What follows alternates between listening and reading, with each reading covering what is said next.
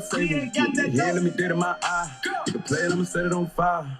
My little bitch is a masterpiece. I ain't even gotta be funny when I'm telling no jokes. She still gon' laugh at me. Still suck my dick when she mad at me. Let a nigga make me mad, you see. I'm not my head. What's cracking? Big dogs.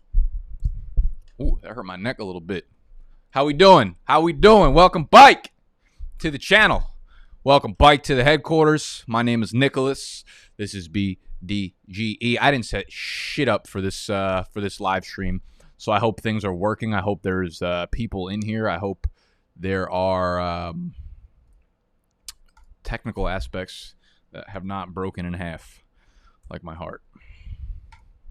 How we doing, everybody? This is a live stream. This is Q&Aassault. Live streams where every Saturday I jump on for a half hour, an hour, whatever the case may be, and I answer any of the questions that you may have for me. That is fantasy related. That is Dynasty related. That is literally anything. Shit don't matter. Life, where I got my fly ass button downs from. That was a joke. I'm sorry. All right, give me a second while I post this link out there for y'all. We're gonna go over some Dynasty startup drafts that both of them just wrapped up. Everyone, Q&Aassault is live. Come yell at me. So if you're a Patreon member, you get into our Discord channel, and then I post all the private stuff in there. That's where you'll be able to get access to this live stream. And then you could ask me any questions that you got. Let's talk some Dynasty. Let's look at the draft boards, and we can fuck around. Unless anyone in here has questions before we jump off, before we pop off, before I stop yelling. Hello? Someone stop eating, let's yell. I love that, Jake. That's big. I yelled so much in the beginning of this. Matthew? Hello, sir. Thank you for jumping in here. I thought it was a fucking... Patreon had nudes. I thought I was thought I was diseased or something. No one wanted to hang out with me. Patreon has nudes. That's facts. Thanks, Animal. There you go. I need another selling point for Patreon. I don't know one really actually wants to hang out with me during Q&Aassault. But if you want nudes of Animal, of Snacks, full spread, Spread Eagle, they were in the 99 issue of Playboy. Cali Dog, how we doing? Are we pickled? Are we feedled? You need to be in one or the other. Like fetal is the future tense. Pickled is the present tense. We need a spin-off adjective for the past tense. You know, like I'm pickled is right now. I'm in fetal means you were pickled about 8 hours ago. Oh, we got some questions. Matt, I'm going to be in Brooklyn tonight. Actually, I'm going to.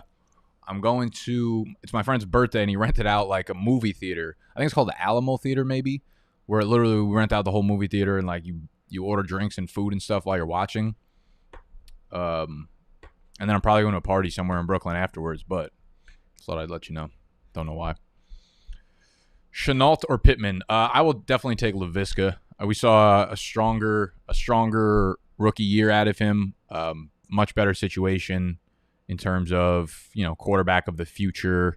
Just an exciting offense to have a piece of. Pittman really didn't show much last year. Not that he can't, not that I don't think he'll ever break out or show a little something this year, because I do think T.Y. Hilton completely kind of fell off the face of the earth this year. So I would take Laviska. I just think the upside is higher with him as an athlete, what he did in college as a producer, and just the offense that he's in.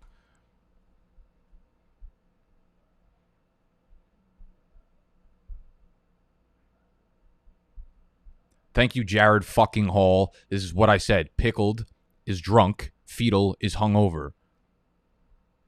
We need a past tense.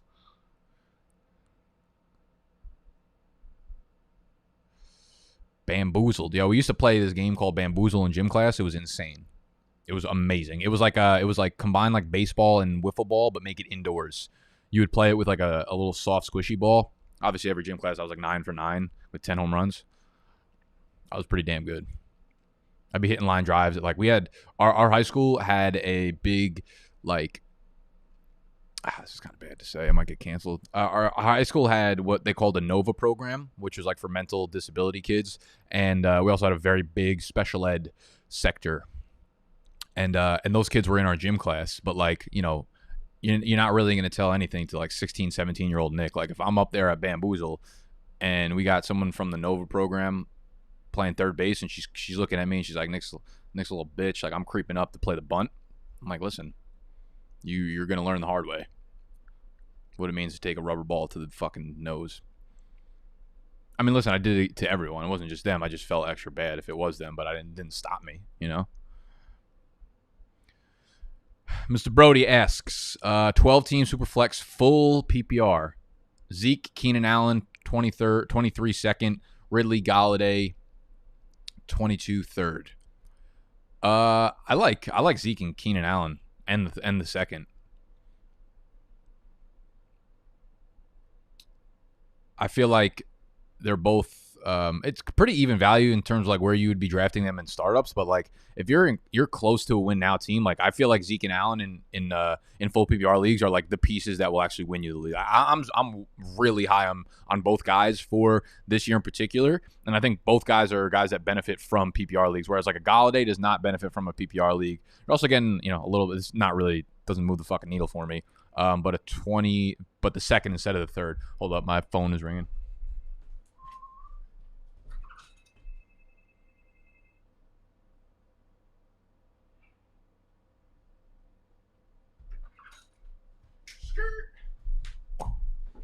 Hello. Yeah, so I would take the Zeke and Allen side.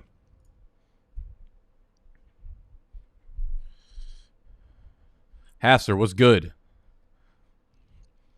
Nick just made this trade in my home league. I got to talk about my leagues after this. I'm going to answer like 2 more questions. Otherwise, people who clicked on it for the title are going to be like, what the fuck you...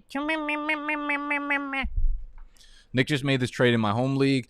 Galladay, Fournette, and a 23 first for Ayuk and Higgins. You gave up Galladay, Fournette, and a 2023 first. I like the Ayuk and Higgins side. That's like a nice foundation for the future. Like you probably got your wide receiver 1 and 2 like set for the next 5 years easily. I'm a fan.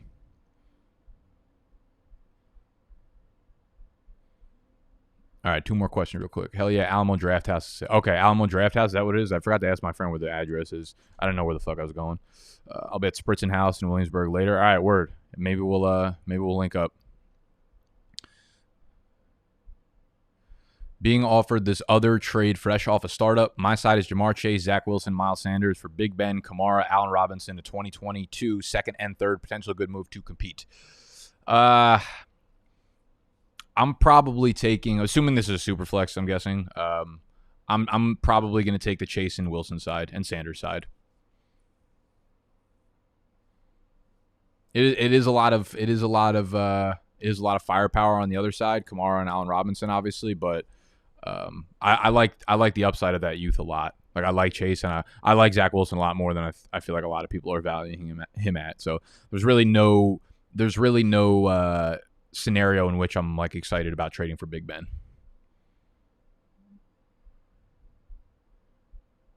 Hit the like button, fellas. Jan always looking out for me. Jan cares more about the algorithm than I do. And I do this shit for a fake living. All right, let's get these draft boards up and let's talk some Dynasty. Let me skirt that out the fucking way. That's not good. We need to... I hope no one from my hometown sees that. Oh, boy. Animal probably saw that. Okay. Let's pull up the draft boards. All right, so this was the first draft that we did.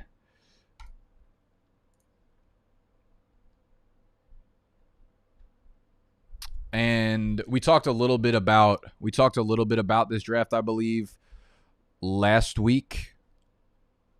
Because I was gifted the 101.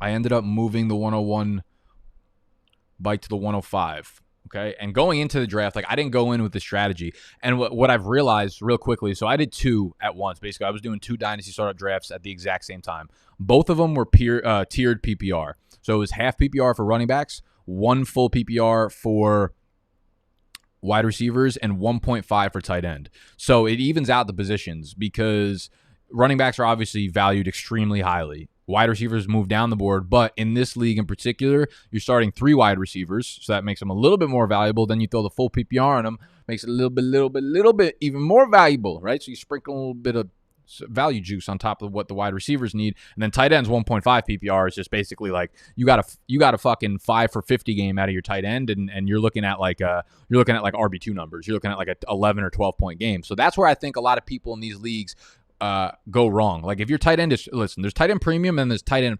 premiumly premium. Okay, so if it's just like a half a point more than half PPR, I'm not gonna go nuts about it.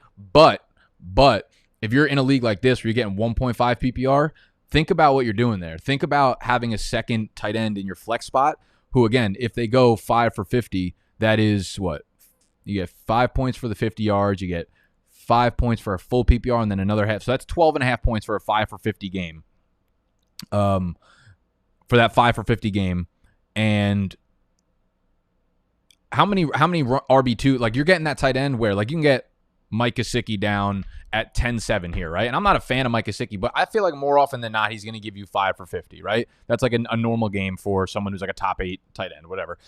The running backs that you're going to start getting off here, and like you're praying that Zach Moss gives you 12.5 points. Like you're hoping Damian Harris hits the upside. Like the guys are getting down here, I think are equal value in flex capacity, and you get to use them at your tight end if you have multiple tight ends or if your tight end gets hurt or whatever. So I'm a fan of grabbing a lot of tight ends in these types of drafts. But basically, the way I went into this draft, I was kind of thinking like, okay, depending on what happens in my first pick, like that's kind of going to dictate where I want to go with it. So I moved back from the 101 to the 105, okay? And you see the names on the board, as that means I traded back here. So T-Rock gave me, Koenig, I see you in the chat, you little shit. T-Rock gave me the 105, next year's first, next year's third, and I can't remember the pick. I think it was this 10th pick right here. So think about it. Saquon, Damian Harris, a first and a third for Pat Mahomes. And looking back on it, like maybe I should have stuck with Pat Mahomes because look at this stack I got all the way here on the side. I got fucking Mecole Hardman, Byron Pringle, and Cornell Powell. And I thought about just fucking around and taking DeMarcus Robinson just so I could like strictly so I can make a tweet out of it, but I didn't because that would be a waste of a fucking pick. So I moved back to the 105 and I was like, all right, fuck it. We'll take Barkley. When I got down to the 212, I missed on Trey Lance. Had I gotten Trey Lance, I felt like I could actually put myself into a win now position because Trey Lance, this is also 0.2 per carry. Okay. I feel like Trey Lance, yes, he might get off on the bench to begin the year, but there's a good chance that he's starting on the second half of the year. And that's really where you need your team to turn up if you're going to be a win now, compete team, right? So Trey Lance, I missed on. Justin Fields, I have a lot less, faith in being like an actual win now type quarterback for like 2021. While I have no idea who's going to end up being a better quarterback overall, Fields or Lance.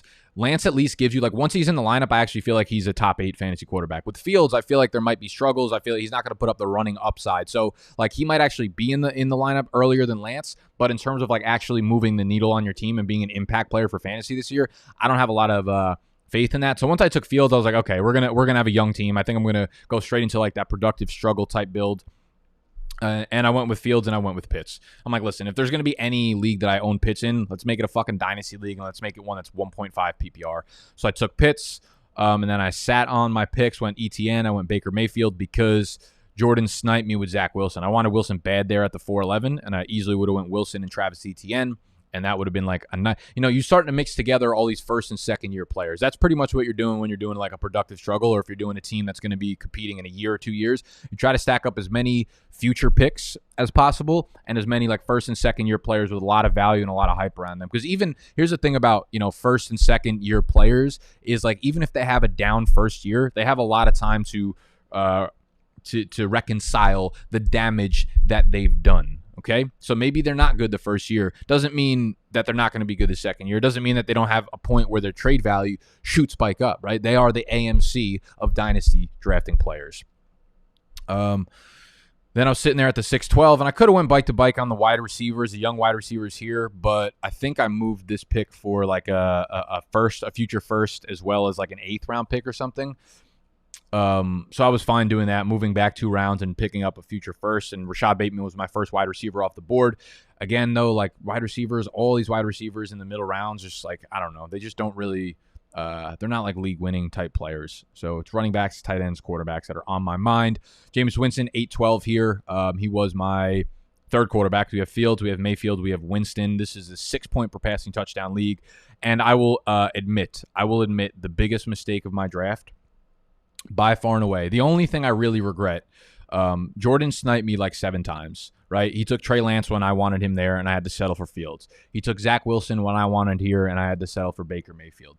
The biggest problem with my draft was when I moved that 6-12 piece. When I moved the 6-12, I moved it here for the 8-9 and the future first. Happy getting the future. This almost felt like I was the New York Giants this year, where they actually moved Bike for the first time ever, right? Gettleman finally moved Bike, and then they fucked up the first-round pick. They took Tony. It's like nice that you got the extra first-round pick, but Tony, you got intern Tony disappointing. You got Kadarius Tony disappointing. I don't know who's more disappointing, right? So I'm sitting there at the 8-9, and then I have the 8-12 and 9-1, and for some stupid fucking reason, I thought Elijah Moore was going to fall here. I thought Elijah Moore was going to fall to me at the 8-12, 9-1 turn, and I took Irv Smith over Elijah Moore. And when you're in like a productive struggle rebuild team, Elijah Moore is like literally the perfect candidate to take for that team because no one's his value is going to shoot up so quickly. He gets on the field as a starter and has a couple like 6 for 60 games and ends up going for 800, 900 yards. He's going to be one of the, based on his production profile, based on his athletic profile, he's going to be someone whose value just absolutely skyrockets quickly. So that was a fucking huge. That was the only time I look at my draft board and I'm like, okay, I got sniped, whatever, but that was a big mistake. So I wish I had taken Elijah Moore over Irv Smith here. Then I would have had Moore, Winston, Debo.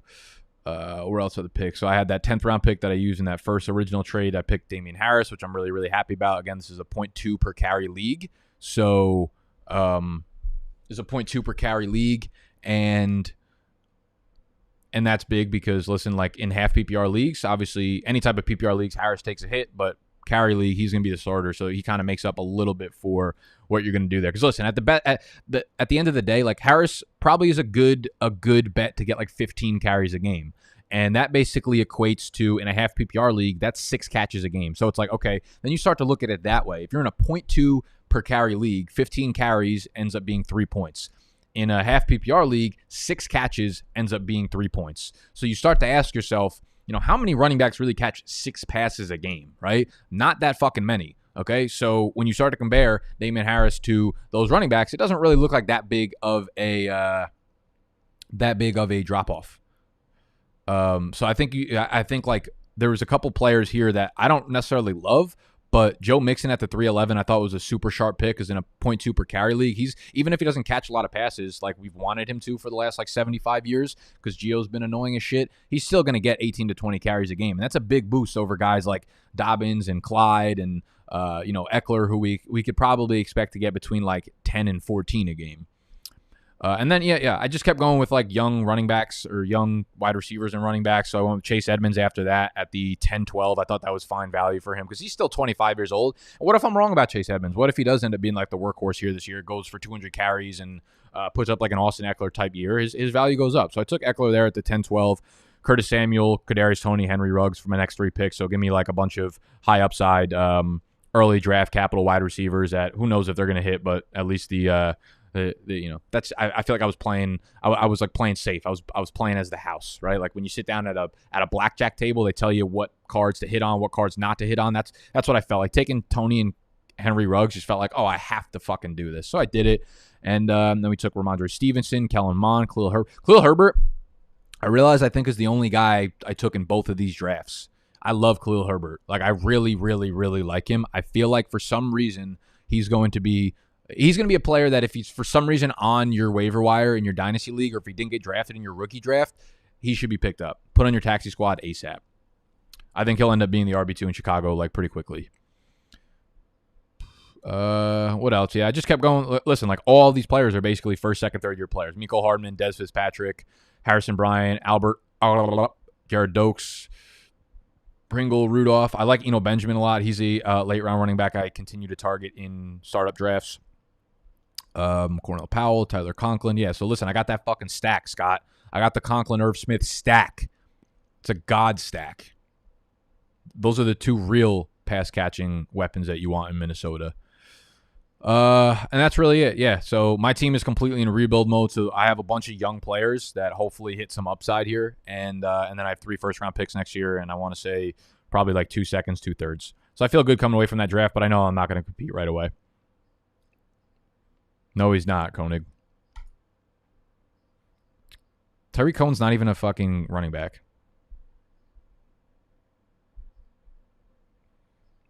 Pickled and Fetal. This is draft number 2. Do you guys want me to go over the second draft, or you guys not give a fuck about these? Let me know what you want in the Yannick. I'm not gonna lie. I went on to go fade me this morning to see who had Khalil Herbert, and I almost made you a bullshit ass offer. I almost made you like I almost sunk myself into making a haymaker offer just to get Khalil Herbert for like a 4th round pick. I was like going to start throwing unnecessary ass like RB1s into the equation just because I wanted Khalil Herbert. Like, don't do that, people. Let me know real quick, like within the next 15 seconds, if you actually care about this second draft, if you want me to go into it, or if you guys want me to get back to doing Q&A. So I'm here for y'all. I'm not here for me.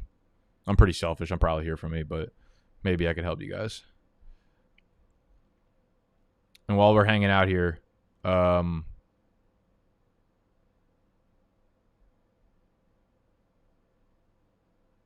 we're hanging out here, if you want to get into the Q&Aassault next Saturday, usually these are just straight up Q&A. So any questions that you have personally for yourself, I'll answer those. You can log into our Patreon. It's patreon.com/BDGE, where you will get access to Q&A. You'll also get access to our Discord, where you can join BDGE Dynasty Startup Leagues. These are both leagues that I got in from the Discord.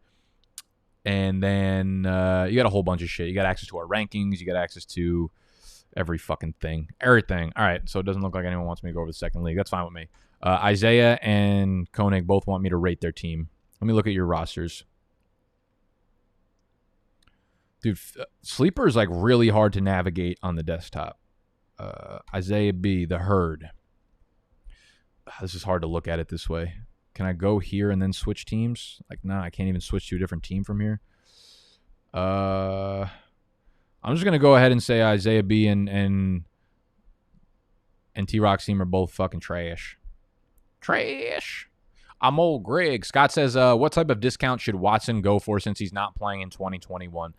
I mean, it really depends on like your league, I guess. Honestly, in like Fade the Fetal, that's probably a league that I should be trading for Deshaun Watson. Like, if you're in a productive struggle, like he's a player that you should be trading for, because you can get him. I mean, listen, he's not going to be like, you're not going to get him at a discount.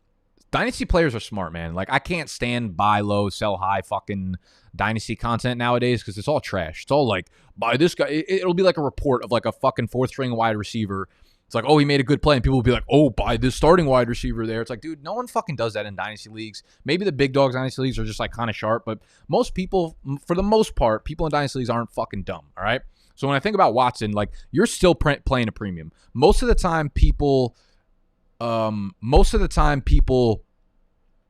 price players at their ceiling regardless, right? Like, when you're selling a player like Deshaun Watson, this is how like Vegas works too, right? Vegas works in the sense that like most of the time when they give you odds on production or odds on like a season-long prop, they almost always price it on the ceiling. And they're like, this is what he would be doing, which is why as gamblers, we get so excited about the overs because we love all these players, and it's the reason why Vegas wins, because the under hits on so many season-long props, because there are so many things that can go wrong throughout the course of a year. A player can bust. If a player misses 2 to 3 games, the chances of him hitting that season-long prop are astronomically more difficult. And what are the chances of a player missing 2 to 3 games throughout the course of an NFL season? Very high, right?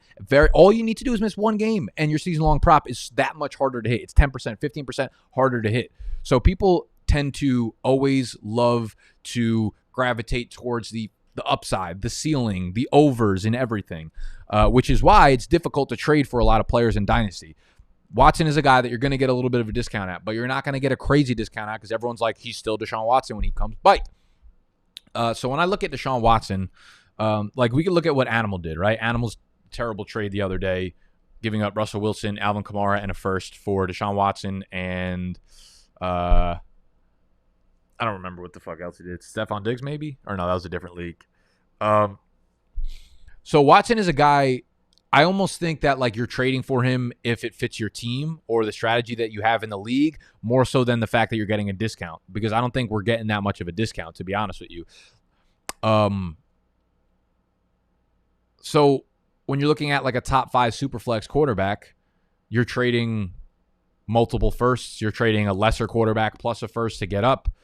And that's probably the same thing I'm looking at for Watson. Like I don't think you have to pay Josh Allen price. I don't think you have to pay like top 105-ish startup draft price, but like you're still going to have to pay pretty damn close. People will take them at the 305, the 4-1 in a startup draft, but then they'll sell them to you for the 112 type pricing, right?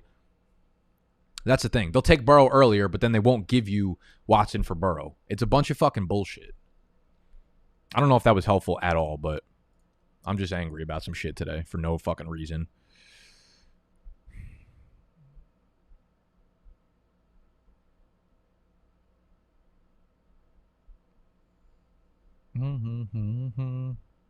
Khalil, the RB1 factoid.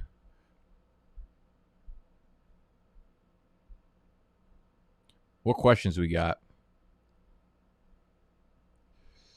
Cali Dog asks, Superflex League, would you trade Burrow and the 101 for T-Law and the 112? Would you trade Burrow and the 101 for T-Law and the 112? No, I'd probably keep Burrow in the 101. Almost definitely.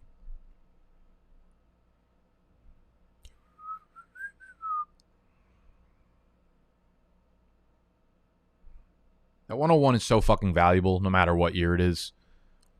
Even if the player is not Saquon Barkley or Trevor Lawrence, which I feel like we have a bunch of good players coming out next year. Like, at worst, we have a good receiver class. We have Breece Hall, Spiller, Rattler. Like, we have a lot of good players coming out next year. So I think, like, even if people don't think those players are that high, like, the pick still goes for a really unbelievably high value. And who knows if fucking Trevor Lawrence is going to be better than Joe Burrow. Joe Burrow's got everything there in Cincinnati to succeed, except for an offensive line, which is very important. So he doesn't actually have everything there in Cincinnati to succeed. What's going on in the Go Fade Me chat? What are you guys fucking yelling about here?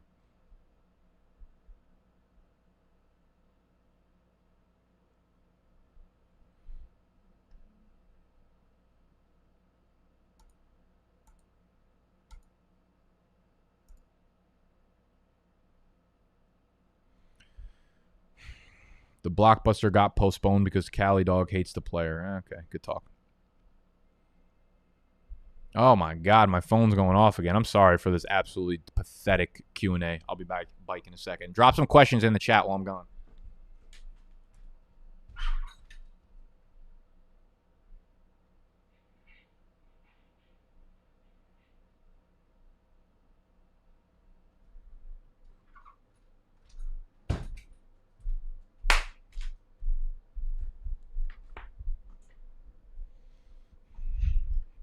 How we doing? Okay. I have the 110 in a startup. What's the strategy you'd go with? So basically, my strategy in startup drafts are like, I do not trade. Like you'll see trades going on. We'll be in like the second round, and you'll see people flipping their like 7th and 10th round picks. I will never understand that. I typically trade for 2 reasons. I trade if I'm on the clock and I don't want the pick, or I don't see the value in the pick, or I know I'm going to be able to move it for a lot of pieces. Or there's a player that I'm specifically eyeing and I see him continuously drop down the board, then I make my fucking move. I'm not a person who trades for the sake of trading, okay?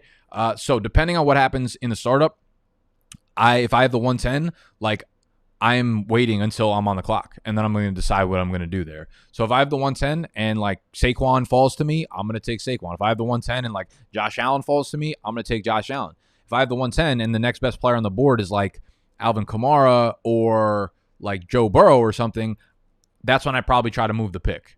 So for me, like I'm not someone who's very reactionary when it comes to like startup drafts. I don't move for the sake of moving. Most people will tell you to move back, but like again, do you want to compete? Like that, your strategy in a dynasty league is very much up to you. Me doing like that rebuild team, the one I just showed you guys, a constructive, whatever the fuck people in dynasty Twitter call it, productive struggle, a dumb fucking name.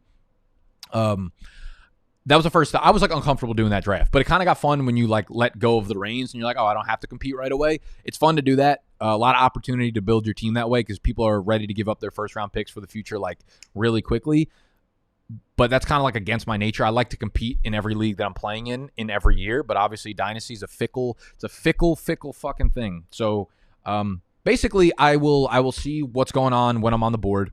And then after my first couple picks, you kind of see what your team is shaping up to be. And if you just took all rookies who are not going to be able to put you over to the top to compete, that means everybody else in the first 2-3 rounds were probably taking players that do put them into the area to compete immediately. So you're at a huge disadvantage off the rip. So at that point, maybe you kind of jump ship and say, hey, I'm starting to put together a team that will compete in a year or two. That is my ting. Nick, what's the gap in value between Zach Wilson and Tua? I mean, I would take Tua for sure. I feel like, of course, Tua's set up with the weapons there already, though Zach Wilson doesn't seem to be too far behind. Second year, so usually we'll see quarterbacks take that jump if they haven't already here. In terms of value gap, I'm not really sure what you mean by like value. Honestly, like if I had Tua and someone offered me Zach Wilson in a first, I would make that flip. The second round pick is probably where it gets a little bit dicey. I probably wouldn't make that move. I'd probably keep Tua if someone offered me Zach Wilson in a second. So I think that is probably the. Sorry, I just got a text.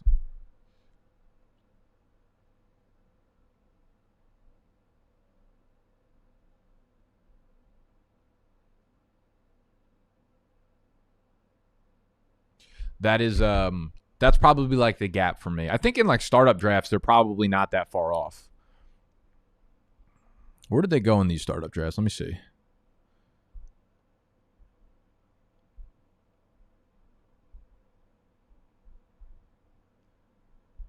How do I find the fucking draft board? Why do they make this so difficult?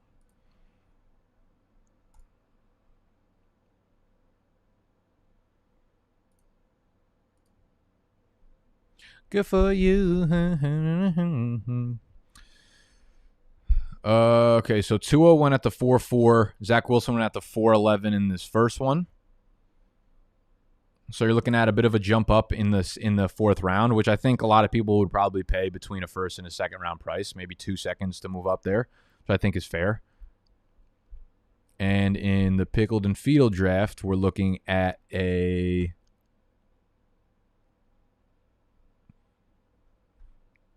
difference of, I believe I actually drafted Tua in this one. I think I was the one who grabbed Tua. This one I got Tua. Oh, wow. Zach Wilson actually went before Tua. So Zach Wilson went at the 5-1. Tua went at the 5-3. Straight up, I'm going to take Tua over Zach Wilson. I don't think it's really a debate, in my opinion. Deshaun Watson actually fell to the 4-9 in this draft. If I wasn't picking, he was one pick before me. I would have grabbed him if he was there.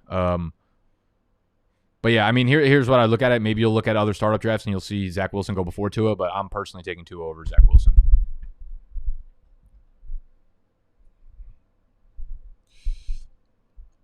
No. Also no. I want to say it was the What It Do NYC League. That's like anything Senate's like basically an animals tier when it comes to takes. Half PPR, Jonathan Taylor, Najee, and Sutton. I think that's like about even. I think it kind of depends on what your team makeup is. I feel like if you're competing now, I might take the Taylor side. And if you don't really need Sutton as your wide receiver, like 2 or 3, I feel like we might get the best value out of Najee and Sutton next year, not this year, like in particular, because they're probably a year away from actually rebuilding that offensive line in Pittsburgh or figuring out who their quarterback is. And Sutton, again, coming off the ACL tear, we typically like to take players 2 years removed from the ACL, not 1 year. So that's the thing about that. Love to trade a pick 6 rounds later than the round we're in. Yeah, everyone in BDGE Dynasty Leagues does. Makes no fucking sense. We were in like the 4th round, and I saw people swapping like their 23rd and 27th for a 21st. I'm like, what's the fucking reason? Do you think it's generally better to use your draft capital to trade for the best players right before the playoffs if you are a contender, or you trade for the players right before the season? Pros, cons to each. To use your draft capital, so like future first-round picks or future second-round picks or whatever for the best players right before the playoffs if you are a contender. That's usually, in my opinion, yes. I mean, listen, like basically, listen to like think about what you just said. Like if you're at that point in the season and you're a contender, you already know the player that you're trading for as well as that you have a good team. Like if you're doing it before the season, it's all risk. Like you're giving up. Like here's the thing. That player that you're trading for, the value of that player can decline, right? It can go down. The value of that draft pick will at worst stay exactly the same. So there's a chance that your ROI on that trade, if you do it in the beginning of the season, becomes a negative.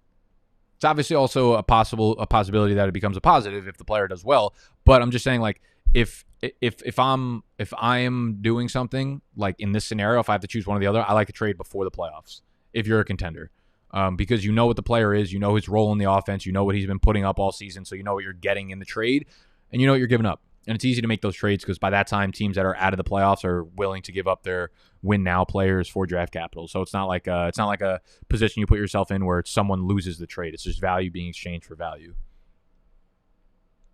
But yeah, I mean, if you do it before the season, obviously your upside in that type of trade is much higher, right? Like because you could hit on a player if someone's like devaluing. Something crazy happens. Like you trade like a back end of the first or like an early second round pick for Courtland Sutton, and Courtland Sutton somehow goes out and is like the wide receiver 3 overall in fantasy this year. The upside is there. But if you're trading for him before the playoffs, you already know what type of season he's having, right? So it's like it's more so the range of outcomes for doing it right before the playoffs is like this is the range of outcomes for the trade in terms of win and loss. The range of outcomes for a trade preseason are like very, very high.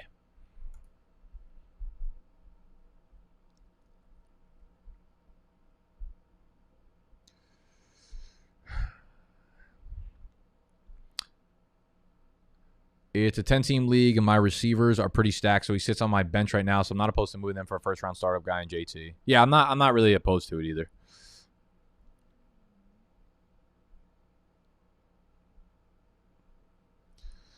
Uh, 10-team makes a difference, in my opinion, when it comes to quarterbacks and I would say like tight ends for the most part. The smaller the league is, the less opportunity you have to separate your skill players. I think the smaller the league is, the more important it is to be buying elite tight ends,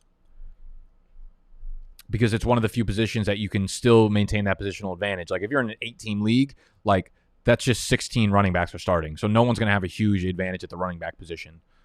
Right, because you're not going to have 2 teams starting 2 top 10 guys and then 2 teams starting like 2 top 25 guys, because everyone's starting at least 2 like top 16-ish players. But at the tight end position, like no matter how the league would have to be like 5 teams in order for the tight end positional value to dip off. So for your specific question, no, it doesn't really make a difference to me. But I'm just saying in general, the lower the team is, the more the positional scarcity, like the value on the top of the position matters. Are we buying Penn and ETH dip? Penn and ETH are like the 2 things that I really strongly believe in long term. So I already have like way too much fucking cash like invested in those 2 things. Basically at this point, it's just like I'm not really checking them. I'm just assuming that my assumption about them being right long term is going to happen, and I'm gonna worry about that in a year from now when I can't pay rent anymore.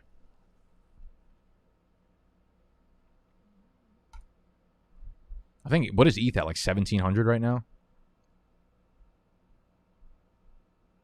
They just reported like Penn's earnings or Penn's expected earnings for next quarter, and it's going to be like massive. And I'm pretty sure Penn's stock went down. Not the stock market like doesn't work anymore. Stock market doesn't. It's just completely new rules to the game.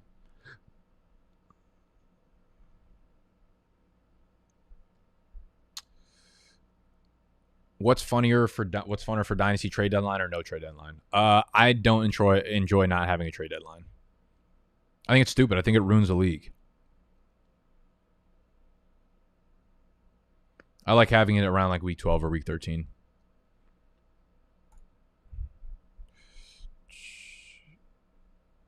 It's like in the same sense that like you don't want someone making a dumb fucking move in a dynasty in the startup league. Like you don't want someone trading their first round future pick for someone's like 14th round startup pick.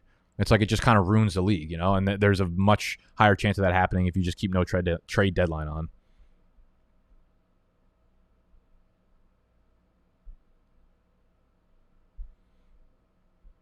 Thanks, Nick. That's some big brain stuff. I traded Fields for 3. Wow, you traded Fields for 3 firsts? Holy shit. That's crazy. Waddle in the one. You're asking about Snacks' trade? I would take the Diggs side.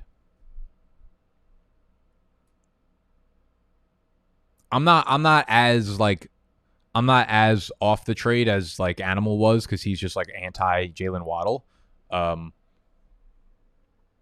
I think Waddle's gonna have a really good year. He feels like the type of player who like he doesn't need to like progress as an outside receiver. Like possession receivers, I feel like take a little while to warm up in the NFL. But Waddle's a guy who can just take a slot route. Like he's gonna be running in the slot. He's gonna take a bunch of slot receptions, just fucking break them off for 35 yards. So I feel like his value will be pretty nice. The 105 is obviously always nice to have as well. So yeah, like I don't think it's an absurd trade, but Diggs is just so fucking good right now.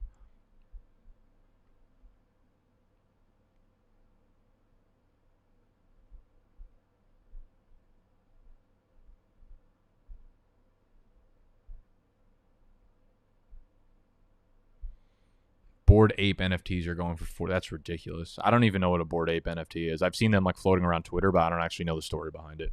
Seems like a terrible fucking investment though. I keep getting offers. I started getting offers for.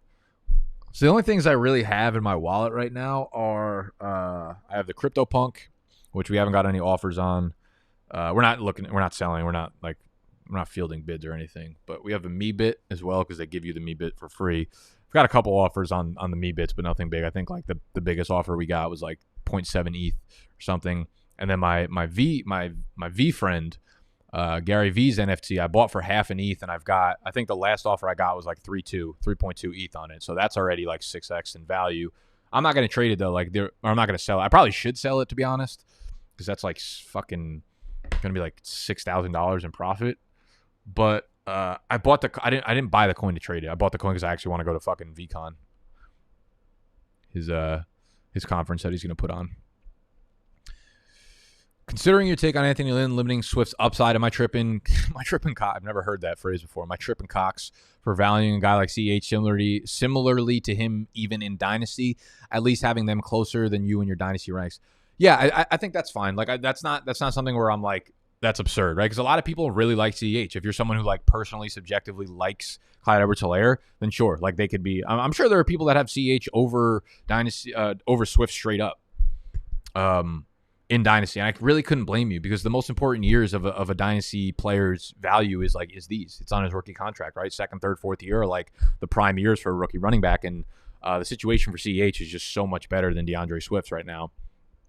It's just a lot of the Dynasty Twitter community. Just looks at Swift as a player whose ceiling is really fucking high because of his like athletics and what he did in college. And I mean, obviously he was amazing in college for a long time. So it's like you look at him and you're like, okay, CH doesn't have that ceiling because he's just not the elite athlete. He's the guy who took a while to break out and he, et cetera, et cetera. So it's like ceiling versus actual ceiling, like ceiling. Projected theoretical ceiling versus like what you can actually expect as a ceiling for the next 2 to 3 years. And I think realistically CH probably takes the cake in that one. But what if something happened? Like if Jamal Swift be a great fucking player. Jamal Williams just goes down in week 2. Like DeAndre Swift could end up being a 315 touch guy by default and then be a fucking beast, right? CH is already in the realm of people who should be getting that opportunity. Like he should have that already, right? If you're going to tell me that you put Swift in the Chiefs' backfield, right, with the competition that CEH has, and it's not even a fucking question. You're taking Swift because of the profile, because of the athleticism, the pass catching, like all that shit. So it's like the player to player, Swift is better. but you just can't go too hard outside of the actual situation he's in.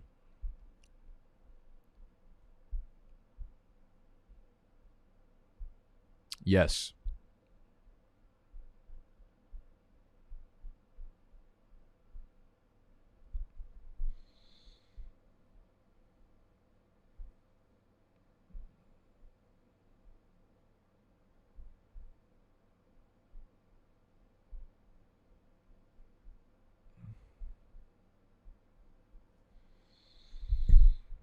All right, y'all. We have hit the 45-minute mark.